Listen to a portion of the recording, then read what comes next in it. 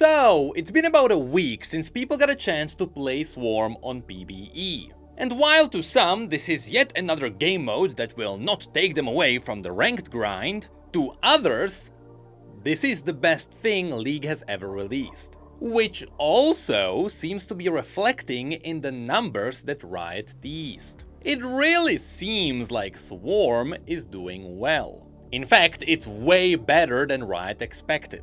But before we dive into that, there is one more important thing we should mention. If you think that Riot has gone a bit quiet recently, there is a reason why.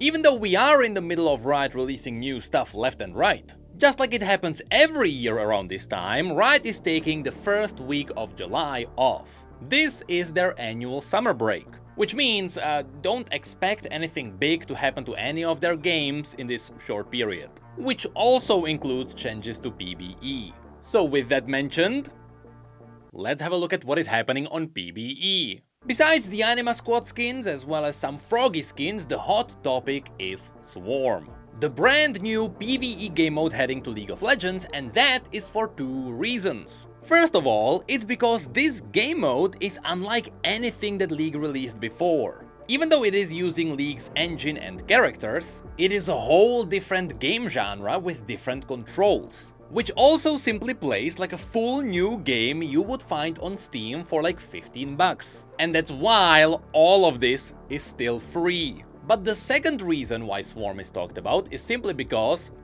it is really good. As in, people are getting addicted to it. And believe it or not, that has some massive downsides. You see, seeing a big success coming to League's game mode is something everyone loves to see. I mean, all things considered, this is how TFT became a separate game. Some of you may not remember this, but TFT started as a separate game mode in League of Legends that wasn't even meant to be permanent at first. And look at it now! Who would have expected that? But somehow, Swarm feels slightly different from people spamming TFT on PvE back in the day. And that's because Swarm is a game mode that actually has a permanent progression. And if you have ever played a bullet heaven survivor game, you'll know exactly what I'm talking about. In many ways, besides Vampire Survivors, Swarm is similar to Hades. In that game, when you start the game for the first time, you simply die very quickly. But then you take all the resources you earned, you buy upgrades with them, and you try again. You do this enough times and eventually you beat the game. This is exactly how Swarm functions too. When you first hop into the game, you are going to die fairly quickly. But every time you lose, you get gold, which you then spend in the client on permanent upgrades to your stats. And you use that to progress through 4 different maps with 4 different bosses. And you even unlock multiple playable characters. Overall, this progression is awesome.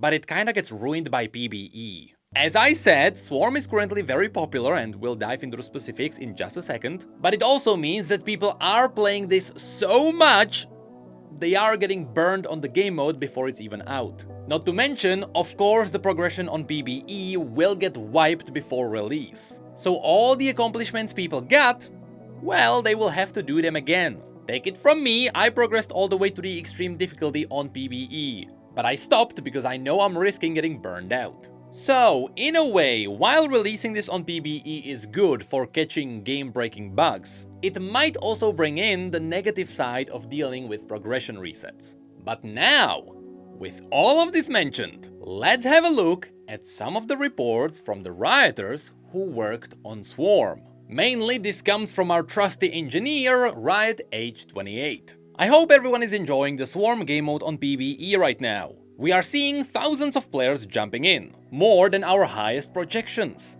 We have already doubled the projected game server capacity. I really hope everyone is having a good time. This is honestly awesome to hear. Even though this is just on PvE and half of the world has awful ping, which kinda breaks the game, people are still playing it enough that it went past all of Riot's projections.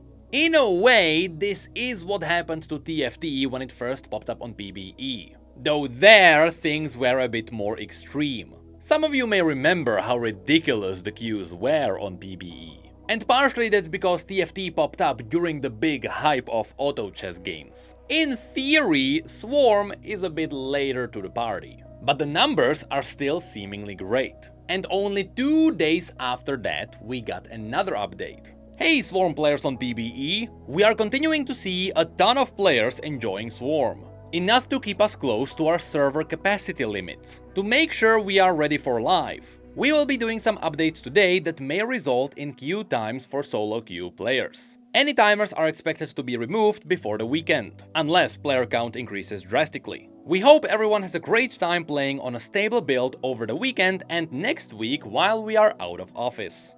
Here, we should focus on one specific line. The popularity of Swarm on PBE is enough to keep them close to their server capacity limits. Now, should they go past these limits, the queues would kick in. Which means, at the very least, Swarm is giving the good old TFT hype a good shot. So now, we just have to wait and see if people burn themselves out on PBE before the game mode even came out. Because if the projections of PBE were already beaten, the servers might light on fire when this comes out. Now, while that is it for the PBE reports, we got more comments on Reddit that answered some questions about Swarm. And massive respect to SpiderX for picking up all the important comments. For example, it was confirmed that right now Riot does not plan for Swarm to be a permanent game mode. But anything can change with enough engagement. To which H28 replied,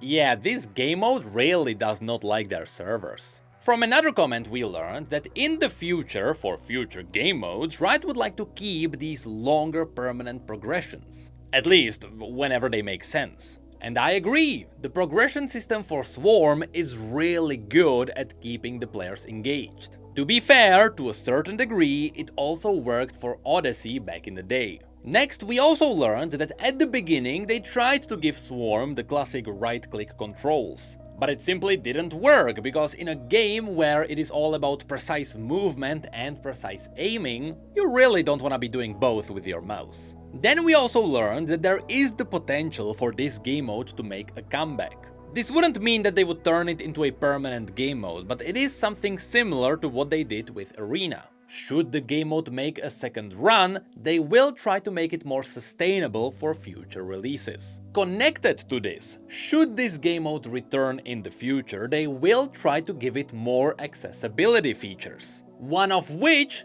is the possible controller support. And also connected to this, yes, with all the new features, it is possible that eventually Riot will try to do something with the WASD controls in Summoner's Rift 2.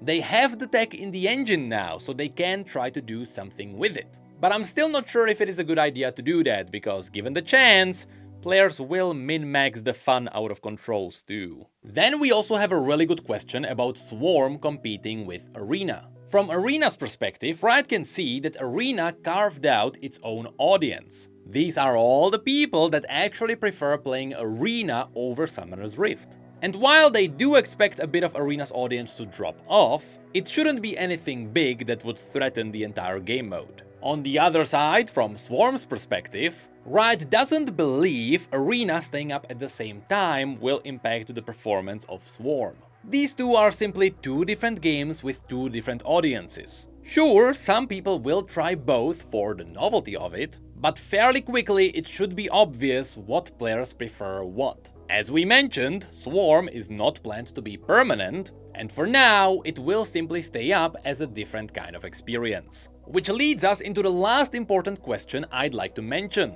and that is performance. Those of you who tried Swarm on PBE might have noticed that the game actually starts with about 200 FPS, and over time things go down a little bit. So even during the most demanding times, it should stay around 60 FPS, with the absolute minimum which Riot is aiming for being 30 FPS. And so far they seem to be landing there. Though that's not even the craziest part. You see, since Swarm is based on League's engine, just like it is for all the other game modes, everything that happens in the game has to go through Riot servers. And that's even if you played as a single player. So you can only imagine how ridiculously optimized the enemy AI has to be. Since every time any one of those units does anything at all, it always has to be checked by the server. So in fact, I still have no idea how all of this can run so well. I mean, League Spaghetti is behind all of this. But that is all I wanted to mention in this video. It is possible that after Riot returns from their break, we will get more updates on Swarm. But for now, things simply look really good. And again, the success is gonna go down to two things. Will people burn themselves out on PvE? And for how long will they play this game mode? Because under normal circumstances, these games are known for eating people's lives.